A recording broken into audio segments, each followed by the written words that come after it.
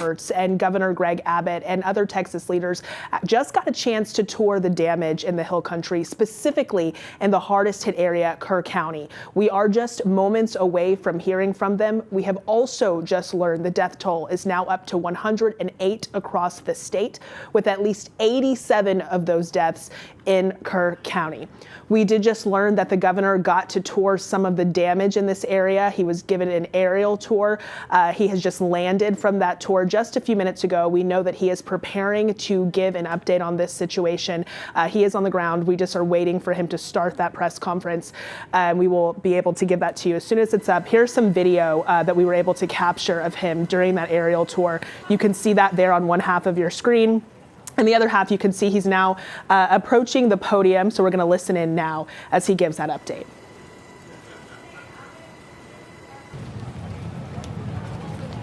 Thank everybody for being here. I visited with some locals who live around here, including a family member of the owner of this store. I let her know that I first came to the store about 21 years ago. Been to this store every year for many years. I've seen these little campers since they were just a little bit bigger than toddlers, young kids. I've seen them grow and mature into beautiful young men and women. Nothing is as heart-wrenching as hearing the stories of what the girls around here, especially the girls at Camp Mystic, went through. To see where they lived in one moment, where they disappeared the next moment, and were gone forever a few moments after that. I wanted these people to know, I want you all to know, the hearts of our fellow Texans are breaking every single day because of what people of this community and the surrounding area are going through. There's nothing more important on our hearts and minds than the people of this community, especially those who are still lost. I told them what we were doing, not just today, but what we are going to be doing for the days, weeks, and months to come. This is what they needed to hear. They need to know Texas is in this with the people in the Hill Country right here. We are not leaving until this job is finished. The job right now, the primary job right now, continues to be locating everybody who was affected by this flood. There still remain those who are missing. We have to find every single person who's missing. And that's job number one. While we are doing that job, it's important that we also be conducting other business affecting this storm. We did several things in that regard today. One is to get a better assessment about what exactly needed to be provided for the community. We took a flyover to get that assessment. I've been here for multiple times over the course of the past 2 decades, but multiple times over the course of just this one flooding episode. And I have a good feel on the ground of what is needed. But when you're in the air, you get a fuller perspective of how widespread, how catastrophic the damage is, and what must be done to fully address it. We were able to process that better today when we flew around. And on that fly around today, I had with me the Speaker of the House, Dustin Burrows, who's going to speak after myself. I want to provide you with some information, some of which is just now updated. First, the numbers that I have is that there are 94 fatalities. 94 fatalities associated with this flooding event in this area. Separate from that, in other flooding events in other parts of the state of Texas, there's another 15 fatalities for a total of 109. To put this into perspective, Just in the Kerr and Kendall counties alone, there are far more fatalities than there were in Hurricane Harvey. That's how catastrophic this is. I also have some updated numbers on those who are missing. First, from Camp Mystic. My information is those who are missing is down to now 5 campers and 1 counselor. 5 campers and 1 counselor missing. In addition to that, there is another child not associated with the camp who is missing. So for Kerr County, that would be a total of 7 who are missing. In other parts of the state, there are 12 who are missing. I have a new number, however. So one thing we've been reaching out to the public about is to get better information about those who were not registered at a camp, those who were not registered at a hotel, those who may have been down here who no one really had any accounting of. And through law enforcement agency working together, they provided me this number. Just in the Kerr County area alone, there are 161 people who are known to be missing. And again, that comes from combined law enforcement efforts, 161 known people who are missing. Know this, we will not stop until every missing person is accounted for. Know this also, there very likely could be more added to that list. One way that we were able to expand the list of those who are missing is because family members, friends, neighbors, etc. begin calling in and reporting them as missing. What I want to do is once again provide a reminder to anybody watching this that if you have a friend, a family member, somebody that you think may be missing because of this storm, we need you to call the number that I'm about to give you. It is 830-258-1111. That's 830-258-1111. If you want to go to a website address, you can go to kerrvillemissing@dps.texas.gov. I'm going to repeat it twice more. That's Kerrville, spelled Kerrville, no space, then the word missing, MISSING. So Kerrville Missing at dps.texas.gov. So either call that phone number, go to that website, and provide the name and the best identification you can and the last known location of anybody that you think is missing. Know this also. If you make a prank call or provide false information, that's a crime. Do not provide false information because you're hindering our ability to undertake this investigation, hindering our ability to actually rescue and find those who truly are missing. So you better be correct when you're calling in and let us know that there is somebody who is missing. Importantly, we know that so many families are going through grief that's beyond anyone's comprehension right now. Beyond any of us being able to walk up to them and give them the magic words that will make them suddenly feel healed. We know that they need grief counselors. We have 5 organizations that together are providing dozens of grief counselors for all of the affected family members around here. It's so important at times like this for family members to access that grief counseling so they can have their mental and emotional health needs addressed in what may be the most challenging time of their lives. Something else that's a help as we begin the process of helping places like the Hunt store, the local community, Hunt, Texas, be able to rebuild. One thing that is speeding that recovery was the immediate granting of the major master declaration that was granted by President Trump.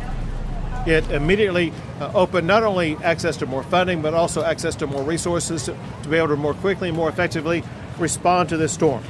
That includes debris removal, which has already begun. It includes assistance for individuals who are eligible to apply, and the director of Texas Division of Emergency Management will explain more about that in a second. But there are two categories of people or entities that there is money available to assist. One are individuals affected by the storm. Another are public entities like the town of Hunt, like the town of Kerrville, like the county of Kerr, etc.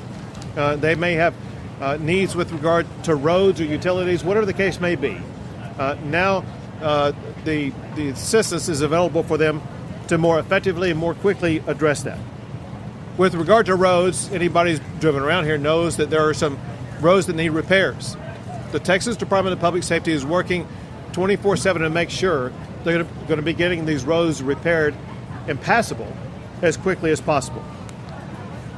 Going back to President Trump, he and I spoke again this morning, and he could not stop talking about how sad he was for all the little girls who've lost their life.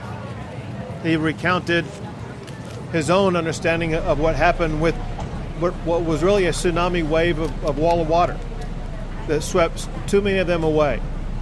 And he cares a lot about those young ladies. And he wants to step up and make sure that any need that we have here in Texas is going to be met very quickly. And he's already done that by helping to provide the quick assistance by sending down Secretary Kristi Noem, who, listen, I've been dealing with events like this for 10 years. Never have I seen someone respond as quickly and as effectively as what Secretary Noem did. Also, while coming over here, I received this text from Secretary Kennedy. It says the following. It says, Governor Abbott, it's Secretary Robert Kennedy. It says, we are set to declare a public health emergency for the Texas Hill Country flash floods. This will make it easier for healthcare and mental health providers from out of state to help both by traveling to the area and by telemedicine. Please let us know where we can be most helpful, which I will let him know. But I just wanted you to know about that new update. Now I would like to turn things over to the Speaker of the Texas House, Dustin Burrows.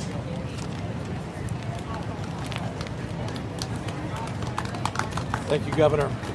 First, to the members of the community and to all those who've been impacted, the survivors, those who've lost loved ones, I know there's not any adequate words any of us can express to share our care and concern.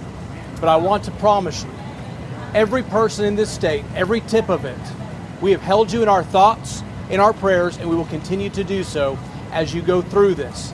And you take care of what I know all Texans can endure.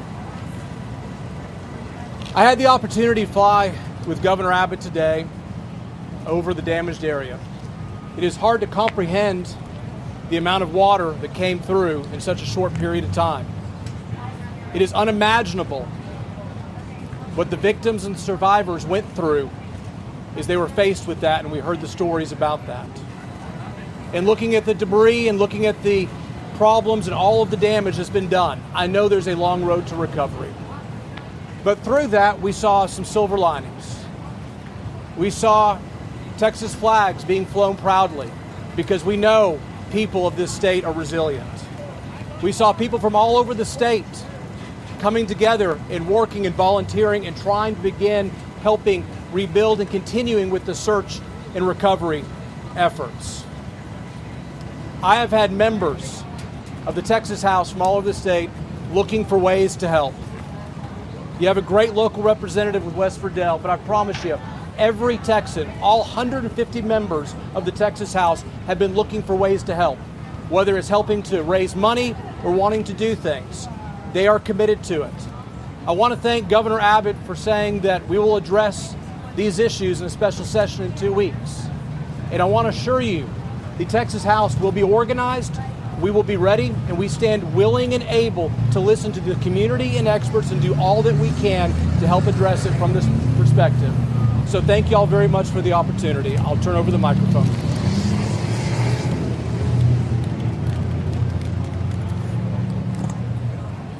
This is the kind of event that the Speaker of the House would have come to in an ordinary situation.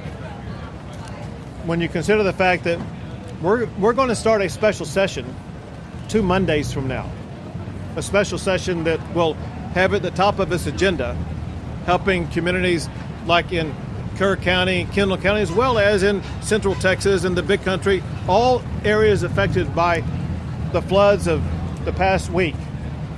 Those issues are going to be on the agenda for the state to address from top to bottom.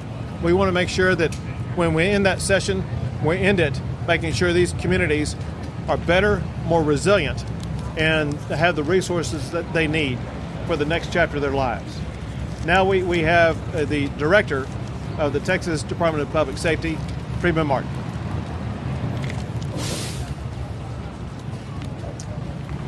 Governor, thank you. The governor said it. We have 109 fatalities and 161 missing. Every asset and resource that the Department of Public Safety has is being used on this response. We have 258 people just from DPS assigned here in Kerrville. They're from the Highway Patrol, the Tactical Marine Unit, Criminal Investigators, Texas Rangers, SWAT, IOD and ICT, and Victim Services.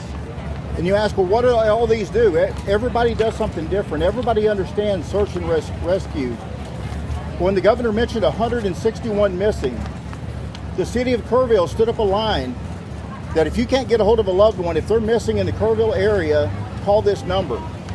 That number grew to several hundred. These analysts worked with Kerr County Sheriff's Department and the Kerrville Police Department to narrow that down. People that have been identified as deceased, people who have been found alive, deconflicted, the numbers that have been reported twice, and we are still down to 161 missing. All I can tell you is there's nothing to celebrate about how well we've done this far, but there's a lot of work to be done. And we're thankful that the speaker standing behind us and the governor, the Texas legislature has funded us, and we're properly staffed and equipped to respond to this. Just this last session, a few weeks ago, we were given 6 replacement helicopters and 1 fixed wing. That is exactly what we use to respond to these. I'll tell you another thing, we have plenty of resources, but at the same time, we're not turning down one resource until we recover every last person on this list of 161. So we have FBI, DEA, HSI, the United States Border Patrol, the United States Coast Guard, everybody working together under a unified command, and we won't stop until we finish. A couple of things. Right now in Burnett County, we have 3 Zodiac boats and 26 DPS personnel from the Tactical Marine Unit and the Texas Highway Patrol continuing searching. I'm in constant communication with the Travis County Sheriff, Sally Hernandez. They are helping us at the medical examiner's office, and at the same time, they have as many as 10 people that are missing from Travis County. As we pulled in the parking lot, I got off the phone with the sheriff from Williamson County. They just recovered their last victim. They had 3 people that were swept away, and just minutes ago, they recovered their last victim in Williamson County. There's a lot of work to be done in Kerr County and Kendall County. We will continue to grow this and add additional agencies as we go forward. But the governor's right, we won't stop until every last body is recovered, alive or not. So thank you very much. Thank you, Governor. Thank you. Now, General Seltzer with the Texas National Guard. Thank you, Governor. I just got off about an hour-long helicopter trip with the governor, and I can tell you what I saw was miles and miles of massive devastation. The Texas National Guard will stay here working with our federal, state, and local partners to search for the missing and to help our communities recover. Well, I can't hear. Just the trucks? It was just the trucks.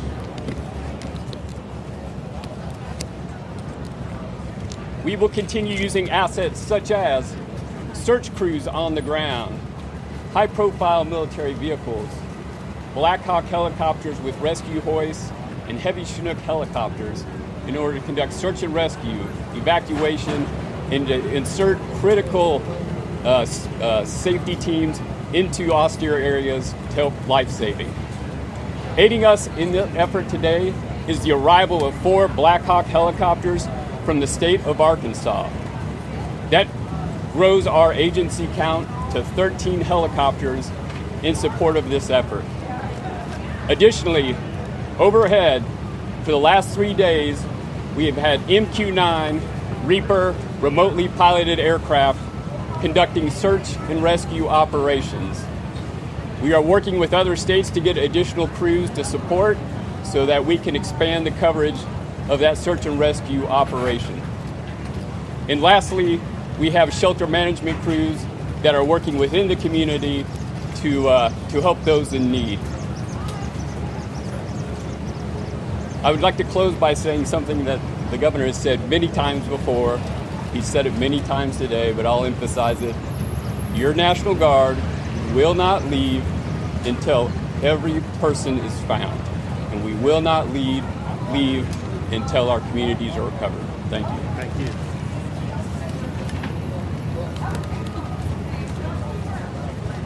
General Seltzer rightfully mentioned and thanks the state of Arkansas for helping out with those Black Hawks as well as other resources.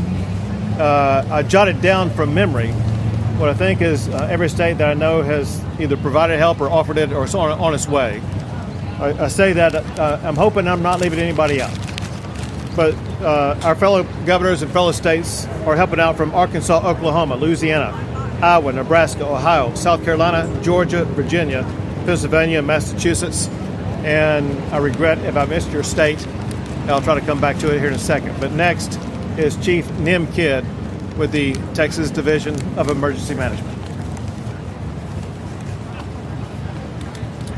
Thank you, Governor. I want to start by thanking all of you for standing out here in this heat and experiencing a little bit of what the volunteers and first responders are dealing with around the clock as we continue our search. We have 4 priorities. They are the continuation of the search. They are debris cleanup and removal. They are supporting individual assistance programs and public assistance programs. I'm going to dive into some of the details of those. We continue our search operations not just here in Kerr County, but in the other 5 counties where we have people that are reported missing. As you can see and hear by the trucks passing by, debris cleanup is well underway. I want to thank the volunteers and all of the private sector partners that are out there working on debris operations right now. This will aid in the continuation of our search. We are pushing forward to help those whose homes and businesses have been impacted through the FEMA Individual Assistance Program. The President's program has people here on the ground today that are working to get people registered through our websites and start opening disaster recovery centers today and tomorrow. Damage assessments for those locals are still underway, and we've had over 1,000 submissions into the ISTAT program. Please, if you have not submitted into the ISTAT program yet and your home or business was impacted, you send that information to us. Next, we continue. Well, that didn't work out. Next, we continue to work on our public assistance for our communities, working to get our roads repaired, our debris cleaned up, our water, wastewater, and utilities back up online. Finally, I need your help in getting the message out to help keep the roads cleared. You've seen a lot of damage in these roads as our TxDOT crews are out trying to repair those roads right now, while we still have a lot of traffic in our emergency operations. I want to thank you again for your time and your patience in helping us get this message out.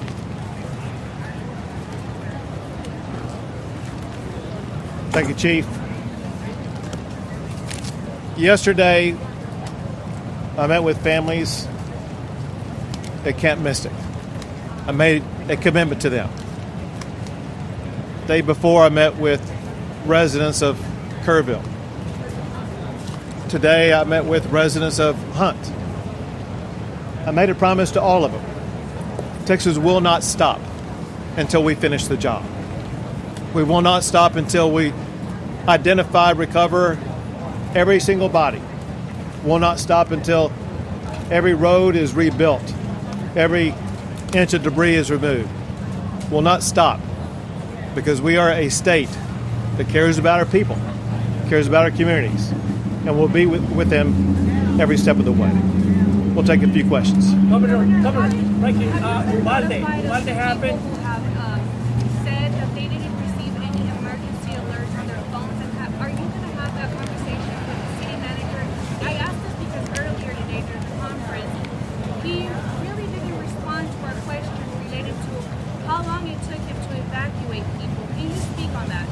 So obviously the local officials who were on the ground at the time would know the most about that. But let's talk about it in this way. That's going to be one of the issues that we begin to address in less than 2 weeks in the state legislature. We're going to address every aspect of this storm to make sure that we're going to have in place the systems that are needed to prevent deadly flooding events like this in the future. Governor. When Walde happened, Governor, you led an investigation back then. Are you going to ask for investigation in this case? So we said when Harvey happened? No, Uvalde. Oh, Uvalde happened. Yeah. And it was gross negligence back then.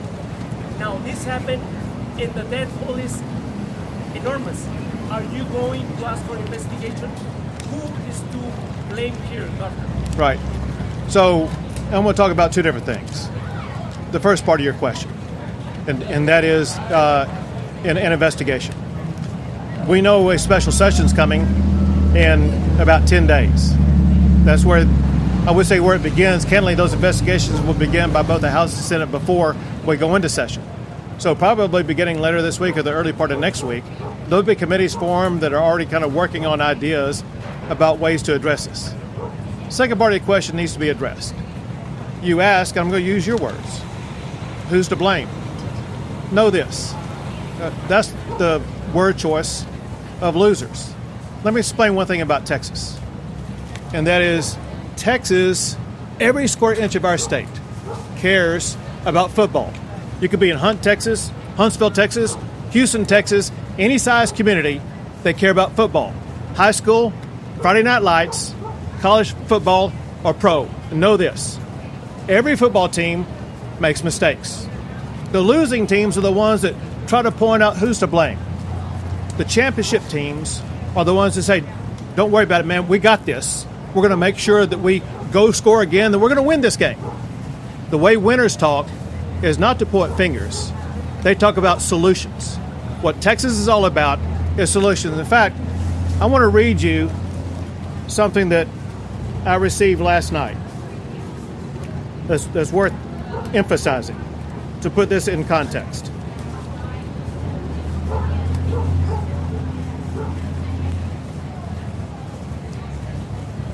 Tragedy has come. That part is done. What we do now, who we are now, that's what the story is still being written.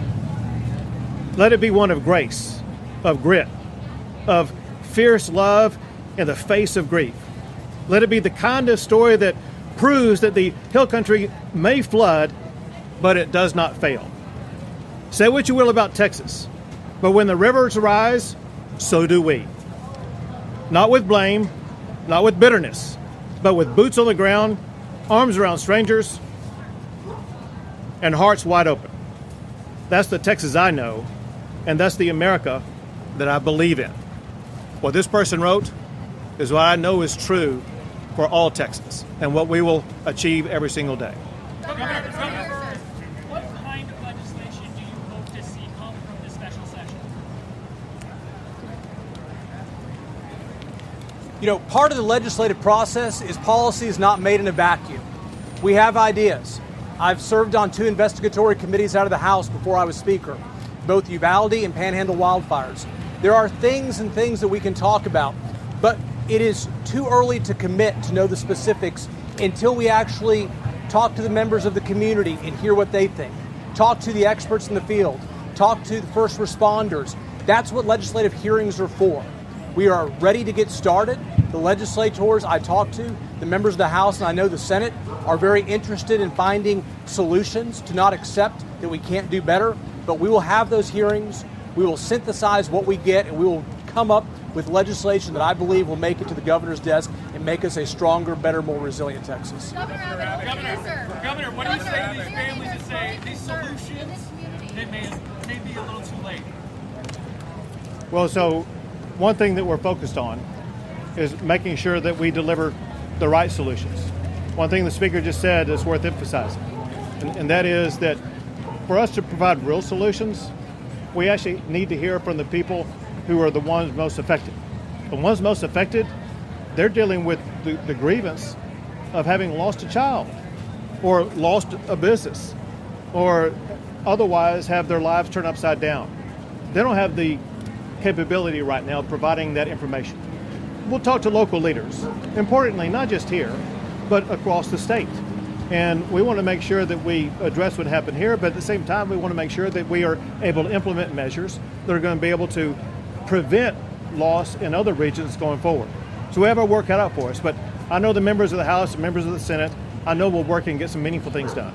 Governor, I want to hear, sir. First of all, I want to acknowledge the superhuman work that's happening to these rescue and recovery efforts, but there are growing concerns in this community about who is in charge during those critical hours when that first alert came in at 1:14 and when the wall of water arrived here just before 5 a.m. What is your level of concern here, and what are we putting into this? So again, my focus isn't on trying to say, oh, you did wrong or you should have done better there.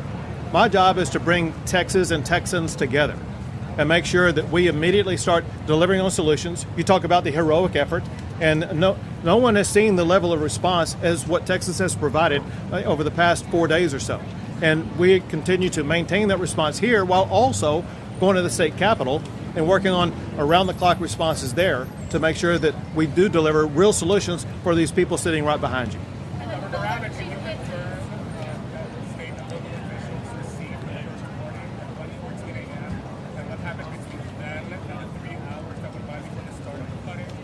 Sure. So what your question is about what local officials knew, you'd have to ask them.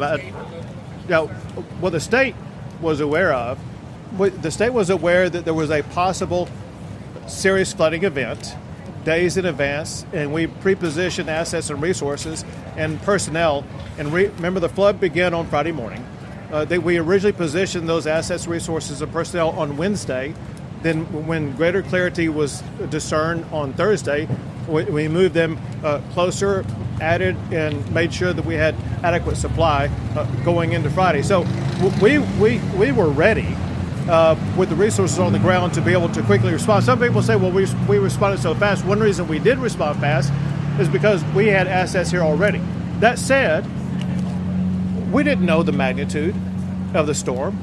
We knew that there was a flash flood warning. And if you heard a flash flood warning, no one would know that that would be a 30-foot high tsunami wall of water, I don't think. But all I can tell you is the information we had, the state had, and that we acted on, was information that catalyzed us to begin putting assets and resources in place 2 days before the event happened. We have time for two more folks. A follow-up, sir. I'm local. Yep.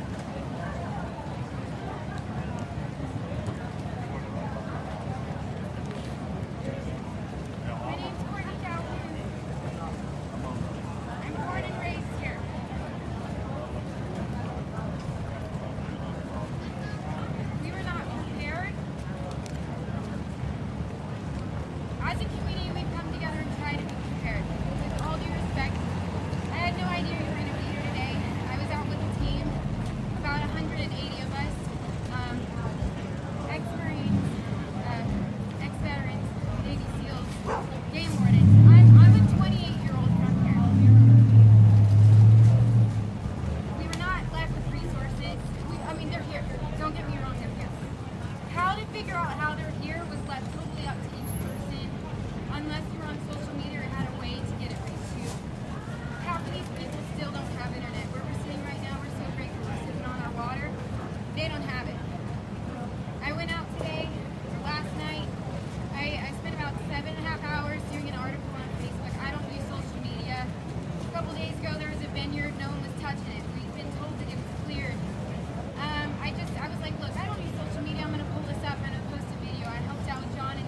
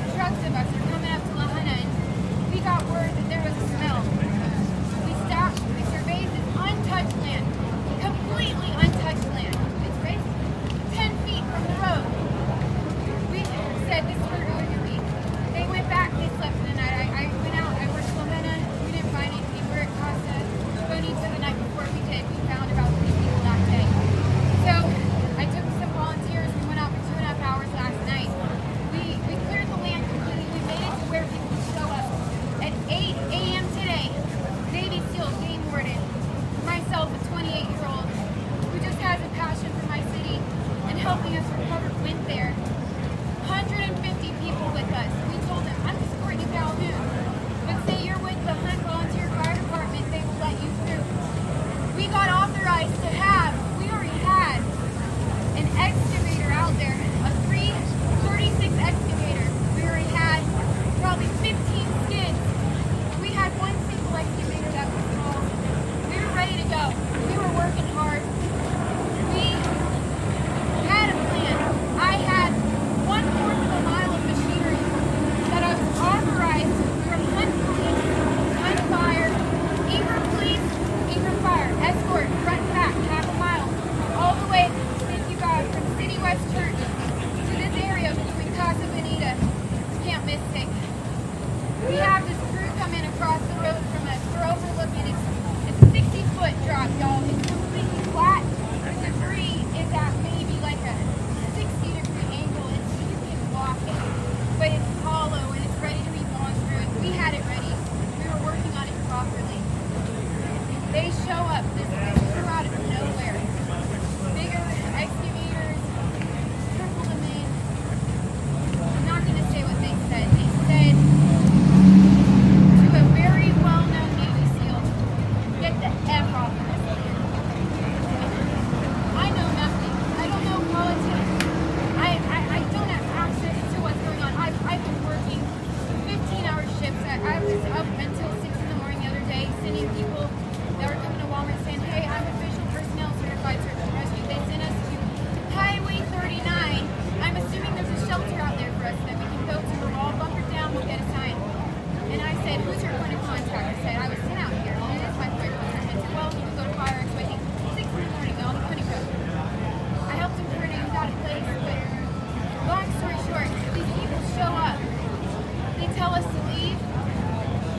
They say, hey, we're going to work the water. You all work out. We start working that hill. 30 minutes later. Hey, no. Y'all are going to work half that hill. Okay? Yes, sir. 5 minutes later, get the F off this hill. We had, at that time, probably 200 volunteers, certified Navy SEAL veterans. We said, where are we going? We had all that equipment. It was sitting there. Where are we going? They had taken the whole stretch and they said, get out of here. All of you. I sat there for an hour and a half with these people looking up to me saying, what do we do? What is it, 100 degrees today? No breeze? Half of them are locals who are like me. They can handle. No, it's the hill country. We grew up shooting pistols and using chainsaws for sure too. We know this stuff. What are we doing? This is our home. What are we doing? We'll go to Center Point. It needs it. We built a home there. We completely expanded. But we want to go back out. We're here. Some people have traveled by plane. Some people have traveled 8 hours. They're here. And as a local, I can tell you something. Like, we love the help. We love the help. We want the help. But we also want to work alongside you. We are very able. We're not wasted assets. We don't want people coming in, getting paid to knock down our buildings that we will knock down. All right, if you are just now joining us, we have just heard an update from Governor Greg Abbott on the latest search efforts and the devastation in the Texas Hill Country. And he's actually taking questions right now. He's been taking the same question from one person for a little bit now. So if you are joining us, oh, he's speaking now. We'll listen in. Sure. My question is, He's still hearing that same question, so we're just going to walk you through some of the points that he made during his update. At this point in time, according to the governor, there are a total of 109 fatalities across the state as a result of this flooding. 94 of those fatalities in Kerr County alone, 15 in other parts of the state. He was also speaking about the people who are still missing in Kerr County. He says that there are currently 5 Camp Mystic campers and 1 counselor who is missing. Also another child who is unaffiliated with Camp Mystic. So 7 total people missing in Kerr County. And we actually got a new number today that's pretty stunning. It's there on your screen. 161 people known to be missing. These are people who are not affiliated with the summer camp, not registered at a hotel. These are just folks whose families and loved ones have called, reported them missing. 161 people who are currently missing. And those people, according to the governor, are the priority. Finding those people is the priority. And we're going to listen now as the governor is speaking again. All right, those comments seem to still be going there, but the tone of this update was that the state is really pouring its resources in to continue this search effort. They are cleaning up and they're looking. And we are going to, as the governor wraps up his comments now, we just walked you through those numbers. You can see the number there on your screen. If you know of anyone, they're asking if anyone knows of someone who is missing to call that number only with tips that are valid. They said it is a crime to give false information. We have so much more of this. We have crews on the ground here. We're going to wrap up our coverage here and send you over to our 4 o'clock newscast.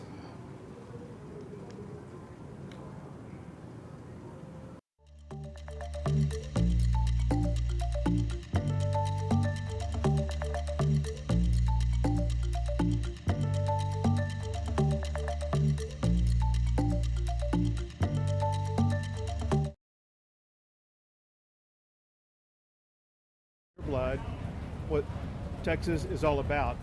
And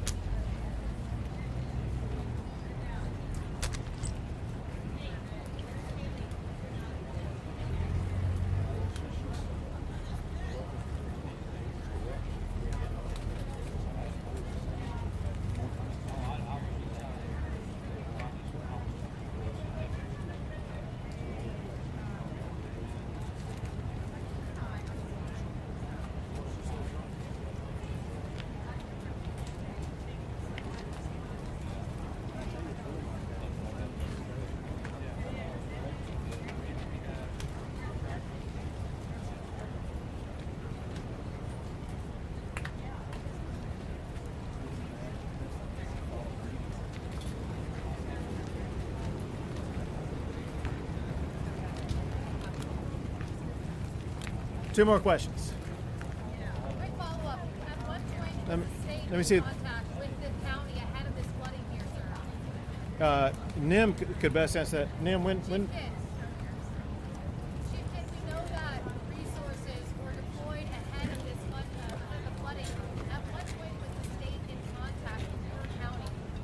Wednesday and Thursday before the Friday morning. Why was evacuation? I can't answer the whys. I'm not going to answer the whys. You asked when we were in contact. We started having calls and messages on Wednesday from an area of I-35, out I-10, all the way to where it touches I-20, all the way back over to where I-20 touches I-35 again. That is a large chunk of Texas that was anywhere in the potential area where this kind of rain could have fallen. It picked this spot right here. All right. One more question. Go ahead. Yep. And so I just heard that moments ago.